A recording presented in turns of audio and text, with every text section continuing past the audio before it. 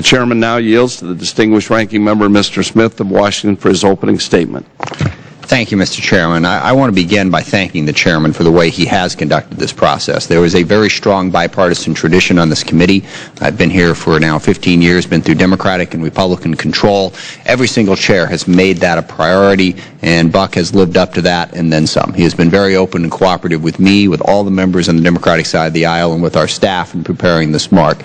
And even though, as you will hear throughout the day, there are disagreements on some of the substance of that, I cannot, offer enough praise for the process. It's been open and fair, and I do appreciate that and appreciate your commitment to that bipartisan tradition. Certainly also want to recognize the most recent chair of the committee, once again, Ike Skelton, who also upheld that tradition very well, did a great job running this committee in a bipartisan and transparent fashion, and always with the top priority that the chairman mentioned in his opening remarks. Support the troops, support their mission, make sure we give them and their families the tools and support they need to do what we ask them to do. I think this mark today reflects that, and I thank the chairman for that leadership. I also want to thank the chairman for working with us to make sure that Representative Gifford's priorities are reflected in this mark.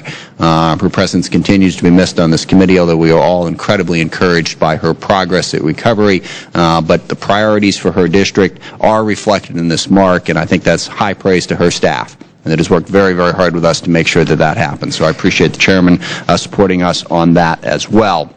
And moving forward, there will be disagreements, but we must continue to resolve our disagreements respectfully and with the same outcome in mind. Provide our servicemen and women with the tools and resources they need to do their jobs and protect national security. Overall, I think this legislation does that, though there are parts of it that I'm concerned about. That will come up throughout the day. I simply want to mention one before we get started, and that is in the area of detention policy. Again, I applaud the chairman. He's worked very, very closely with me and my staff to try and craft the right legislation. And I want to be clear. I think this committee should put forward detention legislation. I think it's very important that the legislative branch state clear policy on how we should handle the detainees that we have now and any that we would get in the future. We're in an unprecedented situation in our war with al-Qaeda. I think legislative intent should be clear, and I applaud him for many of the changes that are contained in there. But I do think the current legislation still unnecessarily restricts the President's flexibility in two key areas.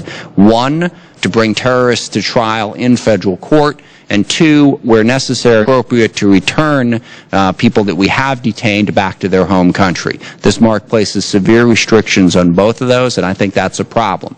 I want to remind everyone of something I'm going to say more than once today. We have tried and convicted in federal courts over the course of the last 10 years over 400 international terrorists. Right now, as we sit here today, there are over 300 of those international terrorists in prison in the United States of America.